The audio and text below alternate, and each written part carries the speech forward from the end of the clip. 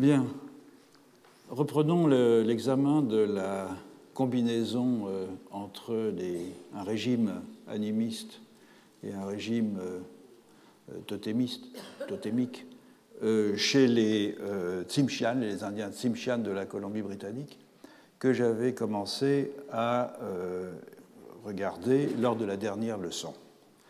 J'avais commencé à montrer, en effet, comment les Tsimshian rendent visible dans des images un ordre totémique encastré d'une certaine façon dans un régime animiste. En effet, les Tsimshian figurent tantôt des animaux sous des traits d'esprit partenaires des humains, tantôt des animaux, ils sont souvent les mêmes, vus plutôt comme des emblèmes de position sociale et de groupes constitués. J'avais en particulier puisé dans les analyses très pertinentes de la regrettée Marjorie Halpin, qui a consacré sa thèse de doctorat à cette question, et qui montre de façon convaincante que la représentation et l'usage rituel d'un même esprit animal peut se faire soit selon que l'image figure un esprit nommé de type Nashnok, soit un groupe de qualités contrastives synthétisées dans un totem de type Ptex. Et les différences générales entre ces deux types d'images d'animaux que j'ai exposées lors de la dernière leçon peuvent être synthétisées dans un tableau synoptique. Alors, vous voyez que les images animistes s'opposent aux images totémiques comme des objets alight. J'ai défini la dernière fois ce qu'il en est. On peut traduire ça par surnaturel, si vous voulez, qui s'opposent au blason Ayuk. Les objets alight représentent un esprit nommé Nashnok, tandis que les blasons représentent un groupe de qualités contrastives synthétisées dans un totem nommé, qu'on appelle Ptex.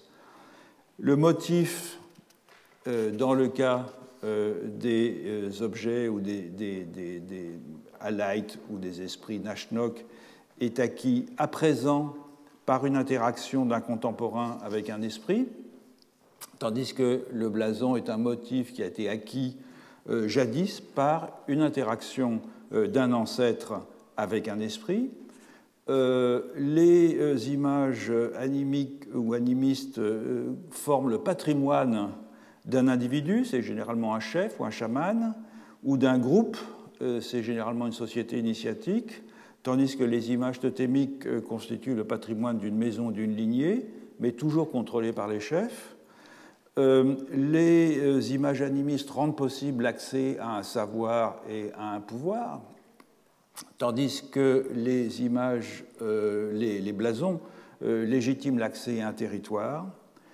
Les images animistes sont faites par des artisans spécialisés qu'on appelle les Gitsong, qui ont un statut très élevé, tandis que les images totémiques sont faites par une autre classe d'artisans spécialisés qu'on appelle les Ukgila et qui ont un statut inférieur à celui des Gitsong. Et les images animistes sont actualisées par des rituels dans lesquels les esprits sont présents, incarnés par des acteurs, qui souvent d'ailleurs portent des masques. Je reviendrai sur cette question après.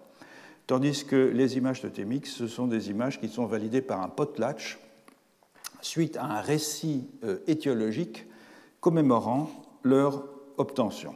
Donc, vous voyez, les deux types d'images s'opposent terme à terme, à peu près en tout, dans ce qu'elles sont réputées figurer, dans la façon dont on obtient ces images, dans le statut de ceux qui les fabriquent, dans ce à quoi elles donnent accès et dans le type d'usage auquel elles sont employées.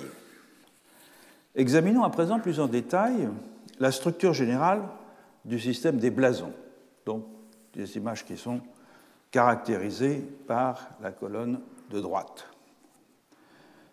Le système des blasons chez les Tsimshian est assez différent de celui des autres populations de la côte nord-ouest, et notamment de leurs voisins immédiats, les Tlingit et les Haïda, en ce que chaque espèce animale héraldique était elle-même subdivisée en un très grand nombre de variétés, c'est-à-dire en un très grand nombre de figurations différentes, et c'était chacune de ces figurations qui était possédée par une maison particulière.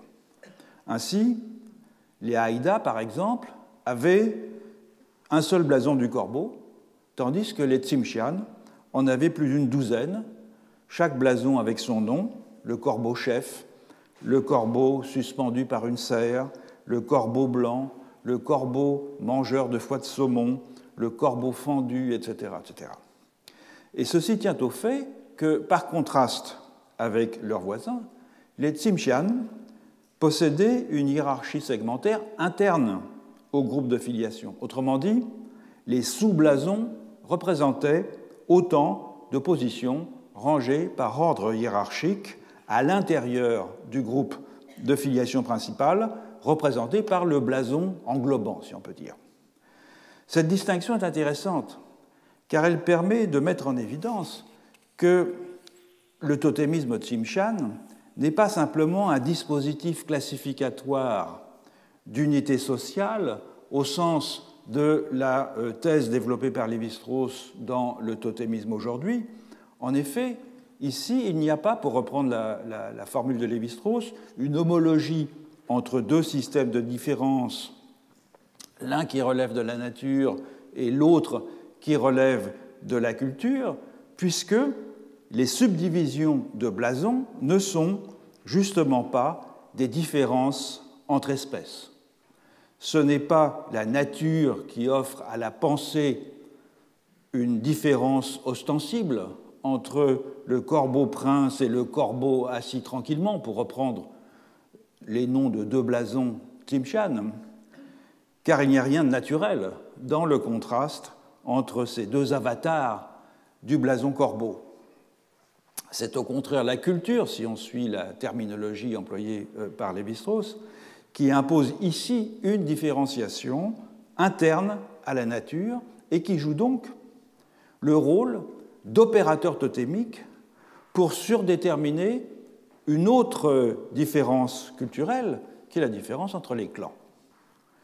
Donc les subdivisions de chaque blason, elles renvoient aux circonstances initiales, pragmatiques, de l'association entre un individu humain et un représentant de l'espèce totémique, particularisé par les conditions de cette rencontre. Elle ne renvoie pas du tout à des variétés naturelles de l'espèce totémique, d'autant qu'il existait un nombre non négligeable de blasons représentant non pas des animaux mais des humains, ce qui exclut toute possibilité de les considérer comme des sortes de gabarits naturels des différences sociales. Revenons à l'examen détaillé des blasons pour comprendre les principes de leur subdivision. Ces subdivisions, elles résultent de l'application aux 8 espèces animales qui forment les blasons totémiques de base, l'application donc d'un groupe d'opérateurs qui transforme ces espèces en un ensemble de formes particularisées. Ces opérateurs, c'est quoi? Ce sont des attributs relativement généraux, abstraits des noms et de la description des blasons plus particuliers. Alors, dans certains cas, ces attributs sont sans ambiguïté. Par exemple, le qualificatif qu'on traduit en général par réel et qui s'applique à l'orque comme à la grenouille, ou bien le descripteur du ciel qui s'applique au corbeau ou au grizzly. Mais les associations sont souvent plus complexes.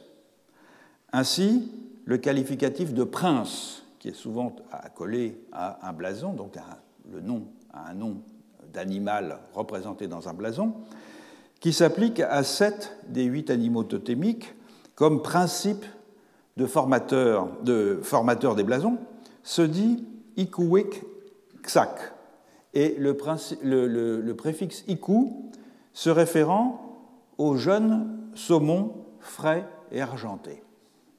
Or, les blasons du type prince, de telle ou telle espèce, étaient toujours décrits comme étant décorés d'incrustations de nacre d'ormeaux ou d'haliotides, c'est-à-dire ce sont ces grands coquillages nacrés qui sont très communs sur le littoral de la côte nord-ouest et qui sont utilisés évidemment dans la décoration.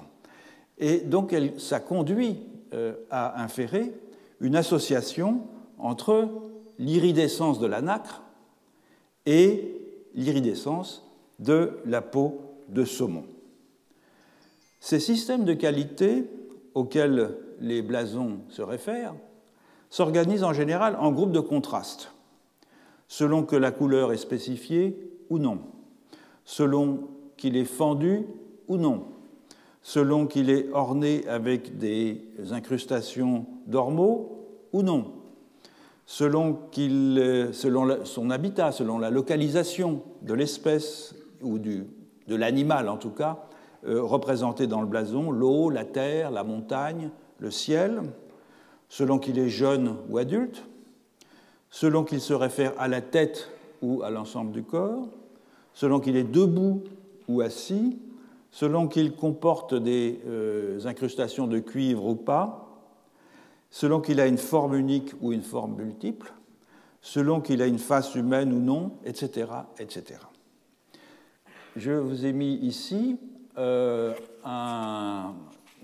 description de quelques-uns des blasons Tsimshian en utilisant simplement 5 opérateurs de différenciation, donc ormeaux, c'est-à-dire avec des incrustations de nacre, fendus, jeunes, visage humain blanc, appliqués aux 8 animaux totémiques, le loup, l'ours, le grizzly, l'orque, la grenouille, le corbeau, l'aigle et le castor, afin de produire, comme vous voyez, 20 blasons qui sont mentionnés par les informateurs de Marius Barbeau.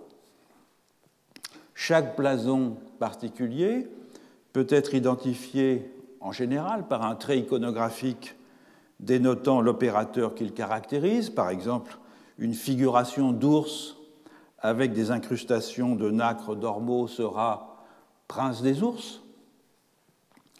Une figuration de grenouille avec un visage humain sera grenouille-esprit. Et il en va de même pour les attributs de localisation. Ainsi, une figuration de grizzly avec une nageoire, ça sera un grizzly de la mer. Comme je l'ai dit, un bon nombre de blasons représentent des figures humaines. Par exemple, homme à 2 têtes, ou bien l'être entier, ou bien la robe des scalpes. Et si certains sont des ancêtres, définis comme réels, la majorité d'entre eux sont plutôt des esprits à forme humaine qui se manifestèrent jadis aux ancêtres des clans qui les adoptèrent comme blasons. Une autre catégorie de blasons qui est fort commune, c'est celle des chimères ou des monstres. Il ne s'agit pas de chimères au sens de la figuration analogiste, c'est-à-dire des êtres composites dont les éléments sont empruntés à divers registres du vivant ou de l'inanimé. Il s'agit de juxtaposition de 2 êtres destinés à figurer la métamorphose de l'un en l'autre, tel qu'un mythe la décrit. C'est une opération qui donc permet de rajouter un attribut supplémentaire au blason. Par exemple, le grizzly doté d'une nageoire et qui est dit de ce fait grizzly de la mer rajoute une qualité supplémentaire par cette métamorphose à ce qu'il est déjà à l'origine. Et un tel processus permet en particulier de donner une expression visible à la fusion de qualités qui résulte de la fusion de 2 groupes qui possèdent des blasons distincts.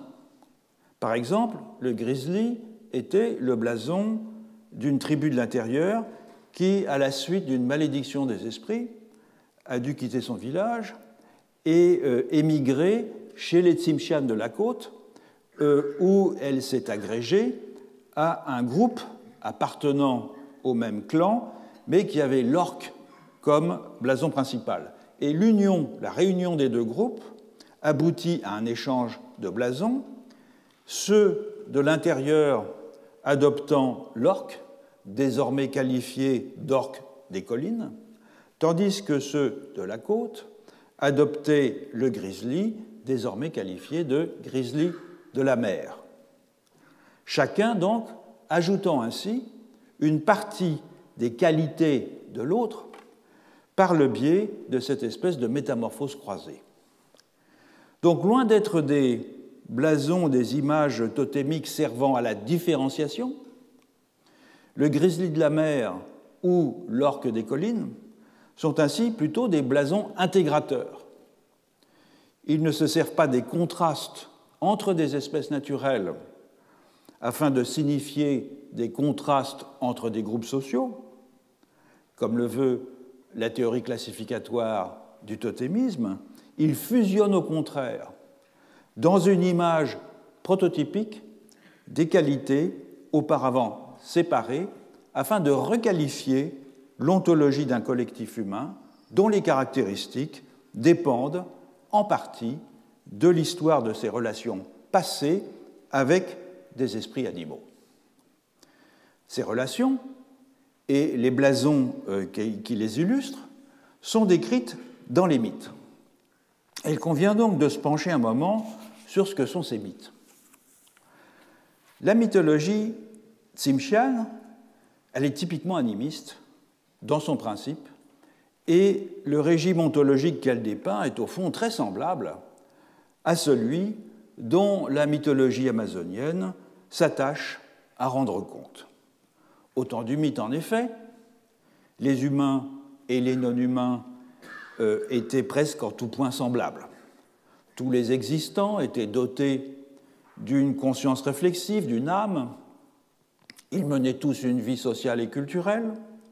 Ils avaient tous des corps de type humain, en tout cas anthropomorphes, notamment les animaux, qui portaient en outre sur ces corps les vêtements corporels propres à leur espèce, dont ils pouvaient se dépouiller à loisir pour se faire voir sous une apparence humaine, thématique classique de l'animisme sud- et nord-américain.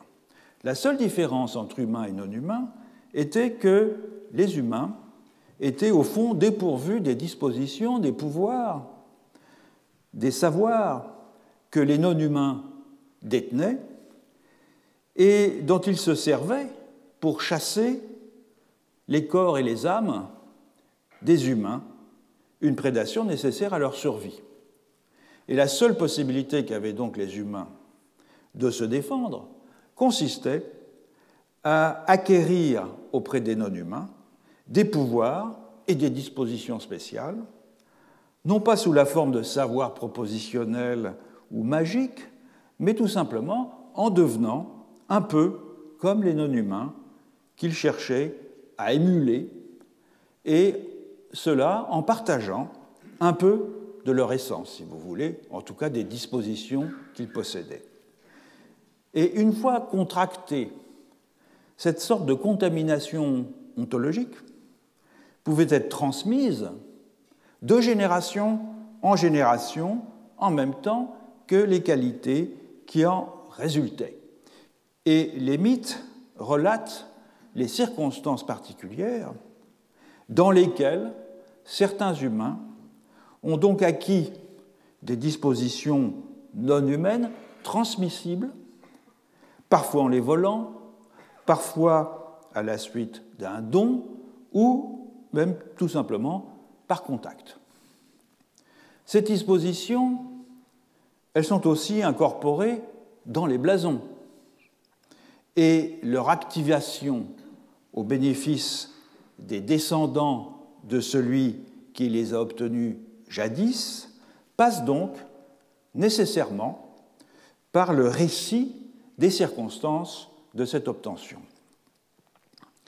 Et bien qu'obtenus par des individus à l'origine, ces pouvoirs et ces dispositions, incorporés dans les blasons, sont le patrimoine d'une maison, Toutefois, les chefs des maisons, je l'ai dit, les Tsimshian, c'est une société particulièrement hiérarchique, les chefs des maisons ont un rapport particulier à ces attributs totémiques, en ce que, ayant hérité des noms des ancêtres qui les ont acquis, ils sont en mesure d'activer les attributs, ces attributs des blasons, au bénéfice de la maison.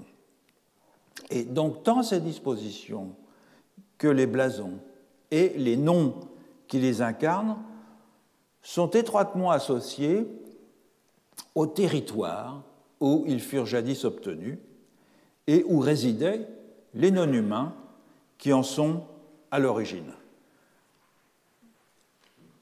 Autrement dit, le patrimoine totémique est aussi un patrimoine territorial et il fonde le droit d'accès d'une maison au territoire de chasse et de pêche qu'elle exploite. On a ainsi un système qui combine tous les traits d'une ontologie animiste avec quelques traits saillants d'une ontologie totémique. Ontologie animiste, car les non-humains ont une âme, des enveloppes et des enveloppes corporelles amovibles, qu'ils mènent une vie sociale et culturelle semblable à celle des humains, qu'ils ont des dispositions que les humains n'ont pas et que ces derniers doivent se procurer auprès d'eux.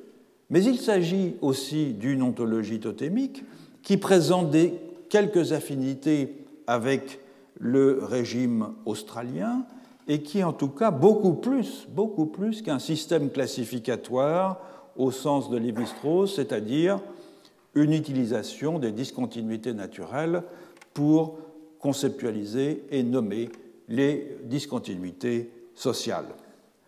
Pourquoi ? Eh bien, d'abord parce que le système des blasons ne forme pas, comme on l'a vu, une série naturelle, puisqu'il inclut toutes sortes d'éléments non naturels et qui ne diffèrent pas entre eux comme pourraient le faire des espèces.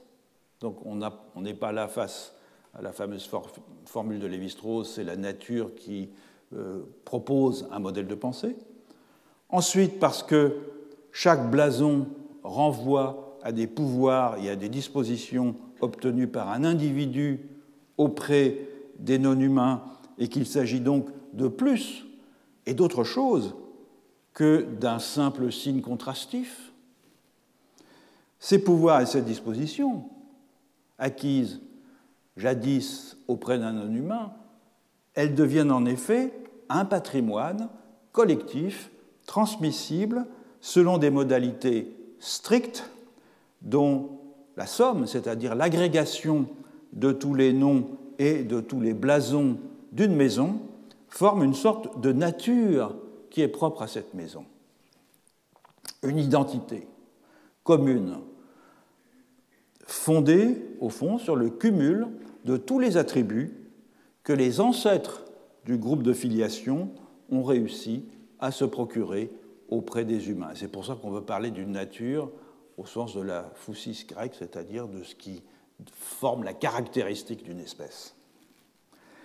Il est vrai que cette transmission doit être réactivée régulièrement et validée publiquement dans des cérémonies, les potlatches, ce qui donne à ces attributs un caractère plus mobile, moins fondamentalement intrinsèque que les qualités physiques et morales qui se perpétuent au sein des groupes totémiques australiens.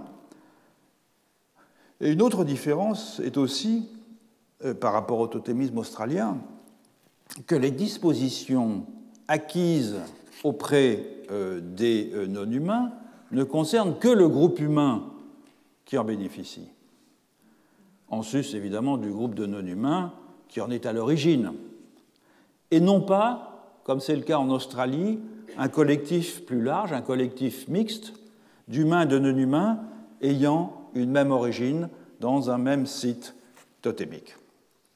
Tout comme en Australie toutefois, les non-humains auxquels les humains sont associés ne sont pas ici des animaux ou des plantes ordinaires avec lesquelles une sorte d'identification spontanée serait possible sur la base, par exemple, de ressemblances physiques.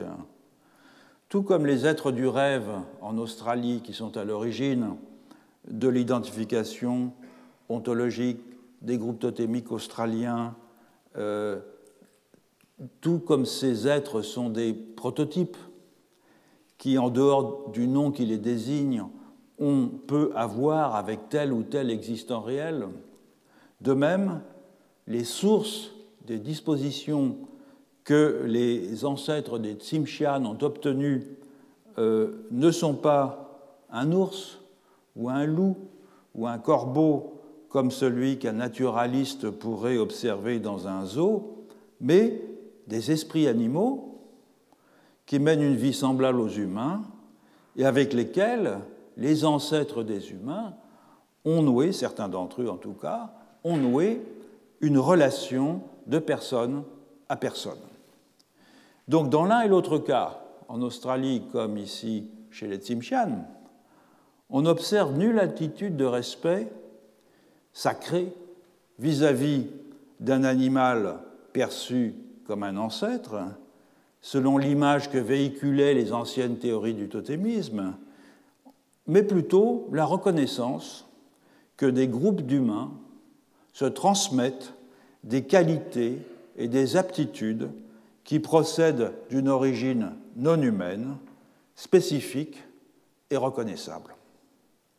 Alors examinons à présent les récits, des récits, je n'en prendrai que deux, Tsimshian, qui mettent en scène les événements à l'origine des blasons, de façon à mieux comprendre ce qui est en jeu dans ce que j'ai appelé ces transmissions de qualité d'un prototype qui porte un nom animal à des humains. Je prends ces mythes, ces récits de ceux qui ont été recueillis par Marius Barbeau et William Beinen au cours de leur longue collaboration. Et celui que je présente maintenant de façon résumée, qui est l'histoire du loup blanc, a été recueilli par William Beinen en 1952. Voilà l'histoire. Donc c'est un résumé. Il y avait chez les Nishka, donc un des trois groupes, sous-groupes Tsimshian, un grand chasseur du nom de Gadaswo, qui était un chef important du clan des loups.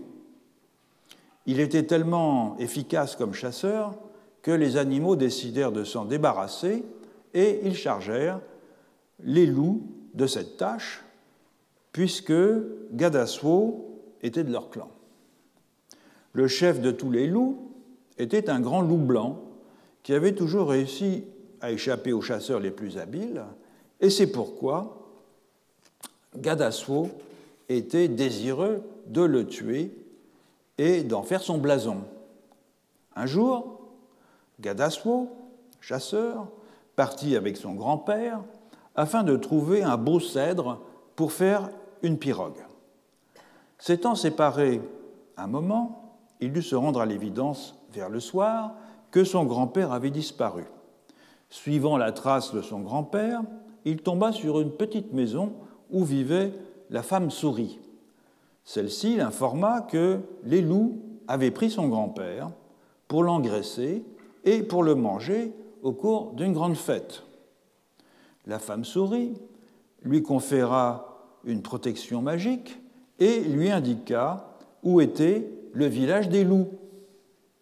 Il se rendit, Gadaswo, donc le chasseur, se rendit au village des loups et il vit des loups de toutes sortes. Certains portaient des capes noires, d'autres des capes rouges et gris. L'un, un homme gigantesque, portait une cape blanche. Donc, ils ont forme humaine. Il cherche son grand-père de maison en maison et il aboutit dans la maison la plus grande où le grand loup blanc s'apprêtait à prendre son bain de purification. Son grand-père était aussi dans cette maison. La femme souris, qui l'avait accompagné, informa Gadaswo que le chef loup blanc allait se purifier durant 4 jours au terme desquels il prendrait un bain final dans un torrent. Là, il enlèverait sa cape blanche et s'immergerait nu dans le torrent. Il fallait donc saisir l'occasion, lui dit-elle, pour s'emparer de sa cape et s'échapper avec son grand-père. Gadassuo, le chasseur, suivit ce conseil, profita du bain de loup blanc pour lui dérober son immense cape blanche avant de s'enfuir. Et lorsque loup blanc sortit de l'eau, sortit du torrent, et s'aperçut que sa cape avait disparu, il cria « Je sens l'odeur de Gadassuo, poursuivons-le ». Et tous les loups se mirent à suivre la piste de Gadassuo, le chasseur. Au moment où ils étaient prêts de le rejoindre, Gadassuo grimpa dans un grand épicéa. Les loups attaquèrent les racines de l'arbre, mais fatigués, s'endormirent au bout d'un moment pour la nuit. Gadassuo, le chasseur, en profita pour descendre de l'arbre et en tapinois pour poursuivre sa route. Il répéta cette opération à plusieurs reprises et réussit, grâce à d'habiles subterfuges, à se débarrasser de tous les loups. Pendant ce temps, le grand-père de Gadassuo, qui est à l'origine de toute l'affaire, s'enfuit du village déserté par les loups et, en partant, il entendit le grand loup blanc se lamenter de n'avoir plus sa cape à porter. Et il chantait « Gadassuo a pris ma peau, Gadassuo a pris ma peau ». Le grand-père et son petit-fils se retrouvèrent, regagnèrent leur village, et là, Gadassuo, le chasseur, convoqua une grande fête au cours de laquelle il prit le loup blanc comme blason et comme nom de chef. Alors, c'est un mythe animiste absolument classique, avec le voyage du héros chez les êtres qui se voient et qui se comportent comme des humains. Le seul indice de leur identité collective étant le vêtement corporel, c'est le corps de loup qu'ils endossent. On a des centaines, des milliers de mythes de ce type-là en Amérique du Nord, en Sibérie, en Amérique du Sud. Le vol de ce vêtement par un humain, qui en tire un pouvoir, est également un classique du genre, avec cette nuance qu'ici, cet exploit et ce que cet exploit rend possible s'incarne dans un blason et devient une qualité, et une qualité transmissible. C'est-à-dire, elle ne concerne plus simplement l'individu qui a pu s'emparer d'un pouvoir, elle concerne tous les gens qui descendent de cet individu et à qui cette qualité va être transmise de génération en génération. Il est possible, donc, pour un humain d'acquérir cette qualité, il est même possible de continuer à porter le vêtement du loup blanc et de bénéficier, peut-être de façon encore plus efficace, des dispositions que ce vêtement, que ces dispositions corporelles comportent. Et, de fait, le chef loup porte toujours le vêtement loup qui fut dérobé par son ancêtre. Il a donc un corps de loup. Deuxième mythe, qui est intéressant aussi parce qu'il, au fond, raconte comment les Tsimshian ont appris que les animaux, eux aussi, avaient des blasons.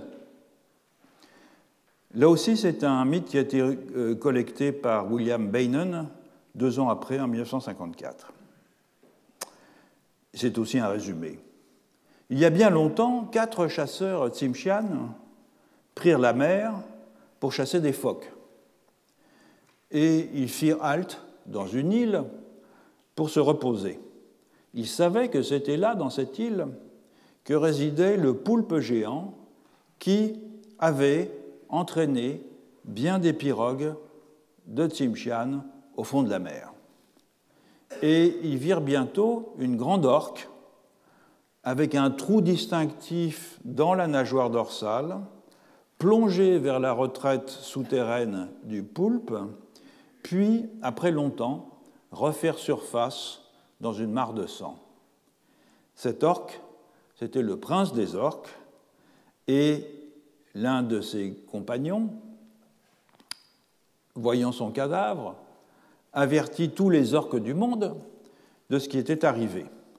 Donc les orques se réunirent toutes dans la maison du chef des orques, qui leur dit « il faut nous venger du grand poulpe. Il a tué mon neveu qui devait me succéder, et il a entraîné bien des pirogues au fond de la mer. Il faut le tuer ou il va tous nous tuer. » Peu après, les 4 chasseurs, qui sont donc les témoins de cette histoire qui se déroule entre des non-humains, les 4 chasseurs voient un très grand nombre d'orques s'approcher de la tanière sous-marine du poulpe géant. Les orques se divisent en 4 groupes et les chasseurs comprennent immédiatement que cette division en 4 groupes était semblable à celle des 4 clans Tsimshian, donc les orques aussi sont divisés en clans, d'autant que chaque clan, chaque groupe avait son propre blason, à savoir des marques distinctives sur la nageoire dorsale. Et chaque groupe avait aussi son propre chef. Le récit donc décrit comment les orques de chacun des clans livrent bataille au poulpe géant. Les premiers attaqués sont les orques du clan de l'aigle, dont la nageoire portait en blason des cercles blancs représentant le bâton rongé par le castor, qui est un signe classique sur la côte nord-ouest. Les orques aigles attaquent, ils périssent tous les uns après les autres, mais le dernier rapporte, ou la dernière, bon, je vais les mettre au masculin, on peut les appeler des épaulards si vous voulez, ça sera plus simple. Le dernier rapporte une tentacule du poulpe. Puis les orques du clan de l'orque se lancent à l'attaque, le chef ayant comme blason un trou dans la nageoire dorsale. La plupart périssent, mais il remonte avec un autre tentacule de la pieuvre géante. C'est ensuite au tour des orques du groupe des loups, dont le chef avait une nageoire en forme de queue de loup. Ils combattent longtemps, le poulpe géant, tous sont tués, non sans avoir ramené 3 des tentacules du poulpe. Il ne restait plus que les orques corbeaux. Le chef des orques corbeaux, ou plus exactement le chef des orques dit au chef des orques corbeaux, dont la nageoire avait la forme d'un bec de corbeau, il n'y a plus que vous pour vaincre le poulpe géant. Et l'orque, le chef des orques corbeaux dit « j'irai seul ». Et il plongea. 2 fois, il partit au combat, et chaque fois, il ramena un tentacule. La dernière fois, il revint presque mort de son combat et dut se reposer toute la nuit. À l'aube, les chasseurs Tsimshian, qui ici là, sont vraiment des observateurs, des témoins qui consignent les événements, virent que le chef des orques corbeaux se préparait à nouveau à plonger. Il resta sous l'eau presque toute la journée. La mer était rouge de sang, lorsque, vers le soir, une énorme masse visqueuse remonte à la surface. C'était le poulpe géant, enfin mort. Quant au chef des orques corbeaux, il revint peu après, le dernier tentacule du poulpe en bandoulière. Tous le croyaient mort, mais il survécut, et c'est ainsi que le poulpe géant fut tué par les 4 groupes totémiques des orques, et c'est comme ça que les humains savent que les animaux aussi ont des blasons. Alors c'est un mythe qui est très intéressant. Il est très intéressant car il met bien en évidence le caractère composite de l'ontologie Tsimshian. La structure générale, elle est indubitablement animiste. On y voit ce que j'ai appelé une tribu-espèce, c'est-à-dire les orques, mener une existence assez semblable à celle des humains. Ils vivent dans des maisons, ils se déplacent en pirogue, ils possèdent un système politique et social analogue à celui des Tsimshian. Ils ont des clans avec une chefferie dans laquelle le neveu utérin succède à son oncle maternel, donc ce sont des sortes d'humains. La seule différence notable avec les humains, c'est que les membres de cette tribu-espèce, qui se définissent donc par un corps différent, ont une enveloppe corporelle qui leur permet de faire des choses que les humains ne peuvent pas accomplir, comme de plonger toute une journée au fond de la mer pour batailler avec un poulpe géant. Donc on est bien ici dans les limites de la définition de l'animisme, c'est-à-dire la généralisation aux non-humains d'une intériorité humaine et la discontinuité des physicalités corporelles, ouvrant chacune de ces physicalités à un monde particulier. En l'occurrence, c'est la mer.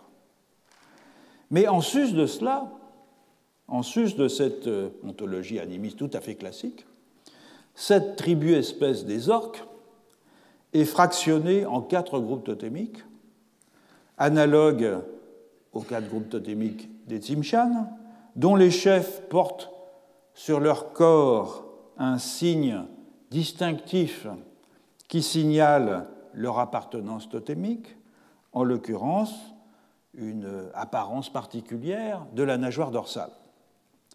Ces blasons, ce ne sont donc pas de simples images qui figurent une composition symbolique. Ce sont des traces, des indices de qualité substantielle propres à chacun des 4 ensembles, des 4 clans, des 4 groupes d'orques, et que le nom d'un animal totémique sert à désigner. C'est pour cela que, comme c'est le cas dans ce récit, des orques peuvent appartenir au groupe totémique des orques sans que ce redoublement, qui serait complètement inutile d'un simple point de vue classificatoire, ne pose un problème de cohérence logique. Ce sont d'abord des orques en régime animiste, c'est-à-dire ce sont des orques en tant que membres d'une tribu-espèce particulière, celle des orques, et ils sont en sus, orques, en régime totémique, c'est-à-dire en tant qu'ils possèdent des qualités contrastives qui les distinguent comme orques-orques, des orques corbeaux ou des orques loups.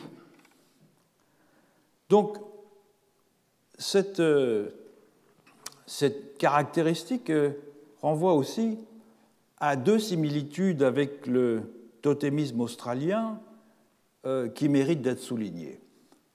D'abord, le fait que dans le cas présent, comme en Australie, les motifs des blasons sont des attributs intrinsèques des êtres totémiques dont ils manifestent de façon visible les propriétés et non pas des parures ou des décorations.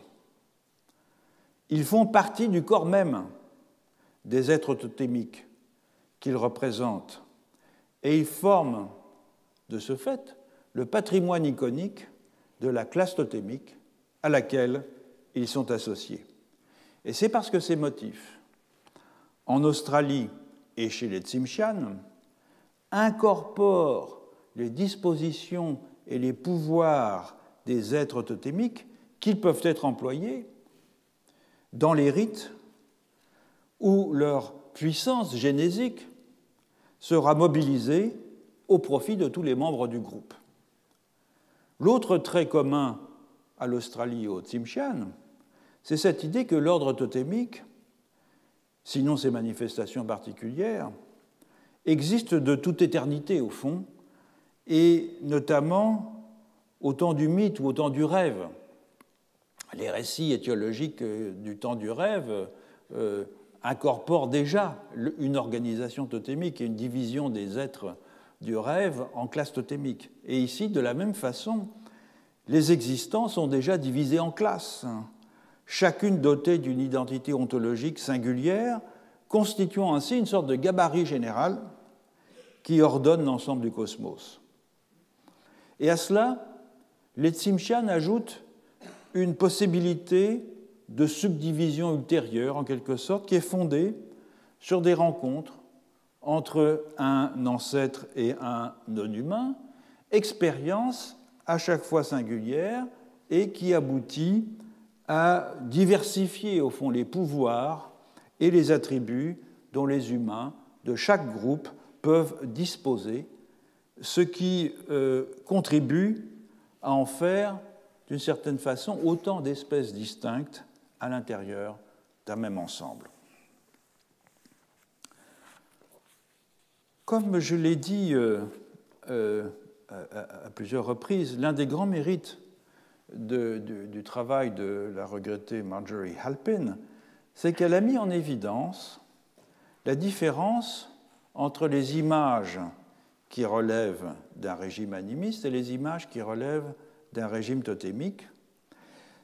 Les images Nashnok, donc, qui sont typiquement animistes, et les blasons qui relèvent d'un régime totémique.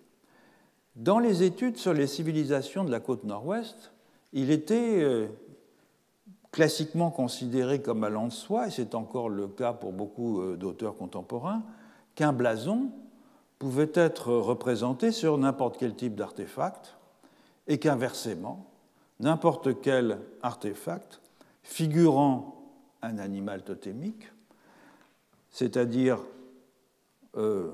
inclus dans la liste des animaux associés au clan, n'importe quel type d'artefact donc pouvait servir de blason, ou était ipso facto un blason. Or, en distinguant les images Nashnok des blasons, Marjorie Halpin a montré qu'il n'en était rien. Et sa lecture très attentive des notes de terrain de Marius Barbeau et de William Bennon, son assistant Tsimshian, lui a permis de mettre en évidence que les blasons étaient toujours figurés sur les mêmes objets. Les mâts héraldiques, les poteaux de maison, les frontons de maison, les peintures murales, les coiffes, les frontaux, les robes, les louches, les tambours et les plats de fête. En revanche, les blasons ne sont jamais représentés sur les hameçons afflétants, on en verra quelques images tout à l'heure, qui sont des belles pièces sculptées, les hochets sur les cuivres, sur les coffres ou sur les couvertures chilkat. Donc, dans la distinction que j'ai déjà présentée entre les images animistes et les images totémiques, il faut maintenant rajouter le support de ces images. C'est ce que ce tableau montre. Les images animistes ont comme support des masques, des hochets, des têtes de harpon. Les images totémiques ont comme support des mâts héraldiques, des frontons de maison, etc. Pour quelles raisons existe-t-il cette dissociation des supports ?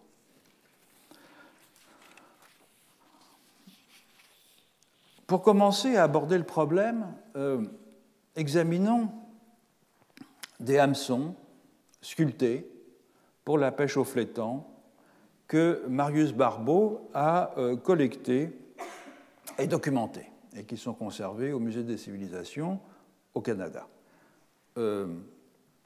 Barbeau précise que les sculptures, dans ce cas des hameçons, ne représentent pas des blasons, dit-il, elles ont simplement pour fonction d'avoir de la chance à la pêche. Le flétan est supposé choisir le hameçon le plus attractif pour se faire prendre. Donc en voici un exemple. C'est le cas donc de cette exemplaire qui représente un oiseau sous-marin, c'est-à-dire au fond un esprit Nashnok, mais qui n'est pas utilisé ici comme un blason. Beaucoup de ces hameçons sculptés représentent aussi des blasons, mais qui ne sont pas ceux des propriétaires du hameçon. C'est le cas par exemple de celui-ci, qui est identifié comme le grizzly de l'eau.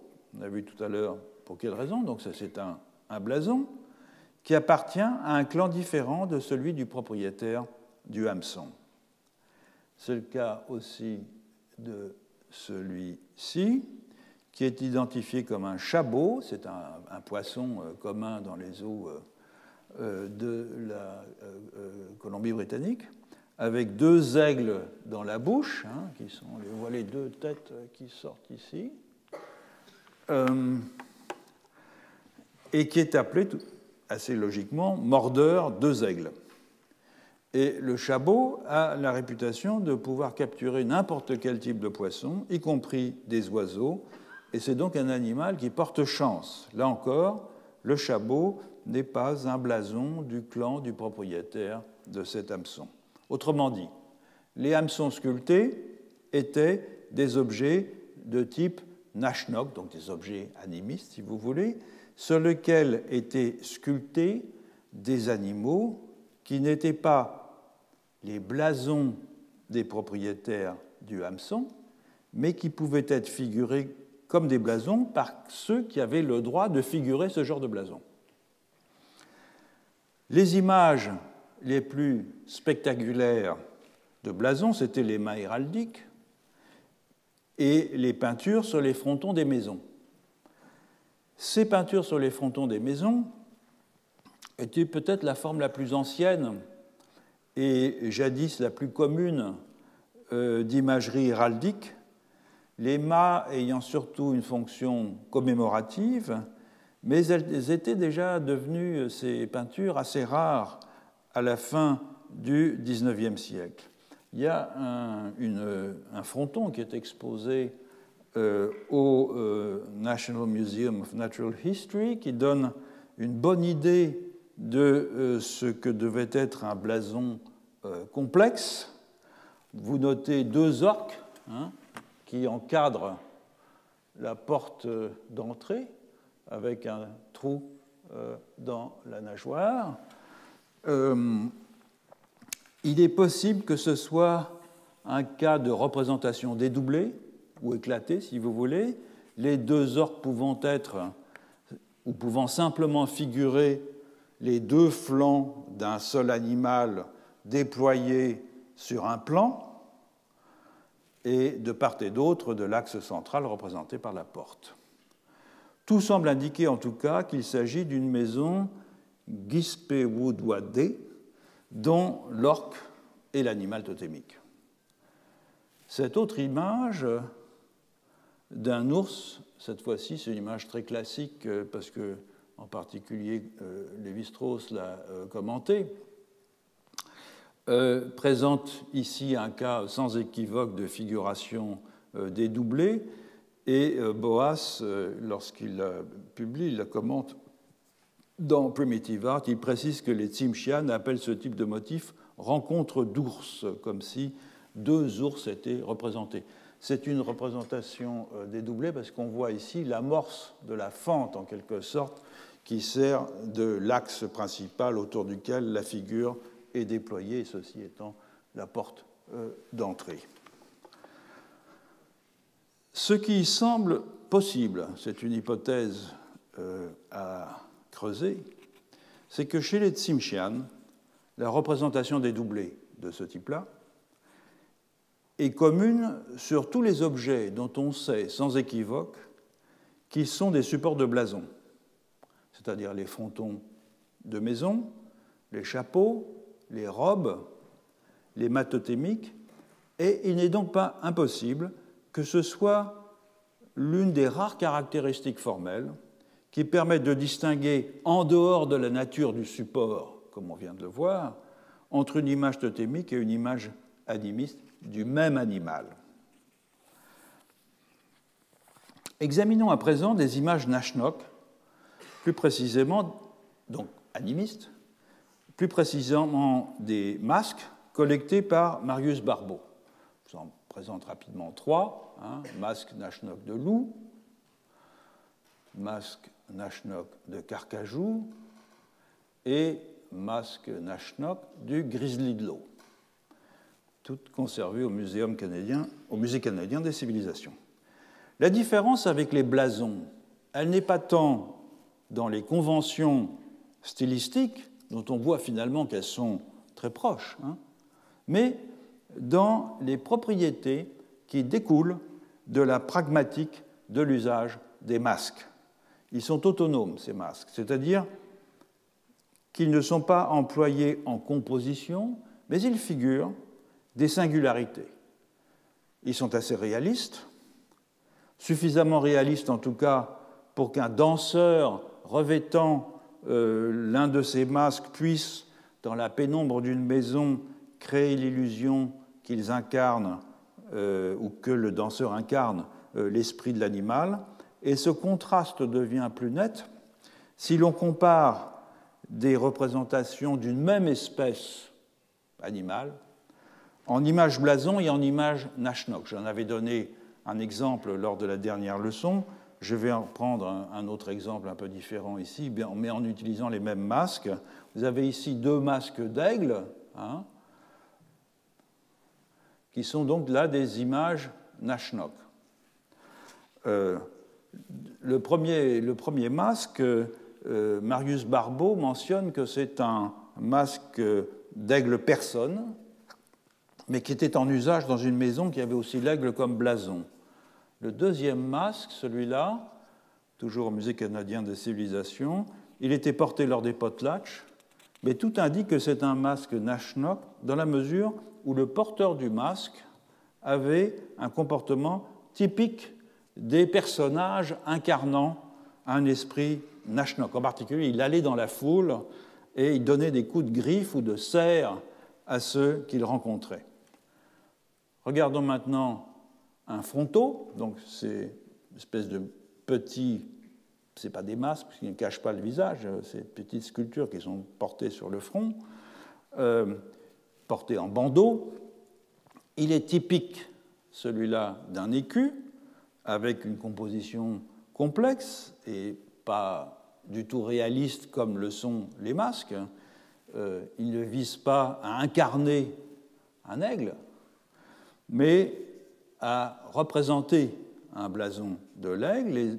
Les ailes, donc on a la tête de l'aigle, les ailes sont figurées repliées sur le ventre et elles ne sont pas sur le dos. L'articulation de l'aile est indiquée par une petite tête humaine qui est un classique, et les pattes sont représentées dépassant des ailes, et une grenouille a été fixée sur le ventre de l'animal.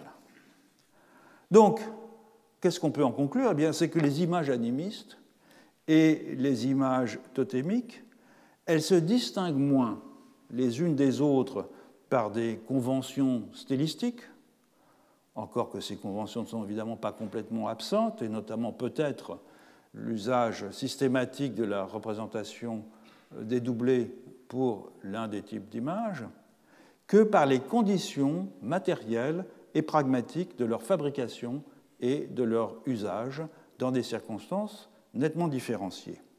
Elles diffèrent dans la façon dont on obtient les motifs et dont on les transmet, elles diffèrent dans la nature de ce que les images rendent possible, donc dans le type d'agence, de puissance d'agir dont elles sont investies. Elles diffèrent dans la manière dont ces images sont activées, dont ces images sont validées. Elles diffèrent dans le statut de ceux qui les fabriquent et donc dans l'importance sociale qui leur est accordée. Elles diffèrent enfin dans le type de support sur lequel elles sont figurées. Autrement dit, on a ici, avec les images et avec les modes de figuration, un révélateur d'une forme d'articulation entre un régime animiste et un régime totémique qui a pour particularité tout comme dans les deux cas précédents que nous avons examinés jusqu'à présent, c'est-à-dire chez les Bororo et chez les Wayuu, de superposer deux grilles ontologiques distinctes, utilisées alternativement et selon les circonstances, pour interpréter différemment les mêmes réalités phénoménales. De même que chez les Bororo, un même animal peut être traité soit en mode Aroé, comme une essence intemporelle constituant le patrimoine totémique d'un clan, soit en mode Bopé, comme une dangereuse source d'énergie vitale et une subjectivité agissante. De même, chez les Tsimshian, un même animal peut être traité comme un blason, élément d'un patrimoine de droit, de nom propre, caractéristique d'une maison, et comme un esprit dont on retrace, dans des cérémonies, les conditions d'apparition à un humain. La différence avec le cas Bororo, qui est marqué par un dualisme extrême de l'organisation sociale, de la disposition spatiale, de la division en clans, etc., c'est que les blasons Tsimshian prennent leur naissance dans des esprits animaux qui sont devenus au fil du temps des privilèges associés à une lignée. Et c'est donc avec le temps, avec la consolidation dans des cérémonies des prérogatives que ces images ouvrent, que ces animaux, que ces esprits animaux ouvrent, qu'ils finissent par perdre peu à peu leur puissance d'agir propre pour devenir des blasons, c'est-à-dire des symboles de pouvoir. Voilà, je m'arrête ici, mais et la semaine prochaine, nous allons nous intéresser à d'autres formes d'articulation entre régimes ontologiques, pas entre l'animisme et le totémisme, mais entre l'animisme et l'analogisme, et dans une toute autre région du monde, en Asie du Sud-Est.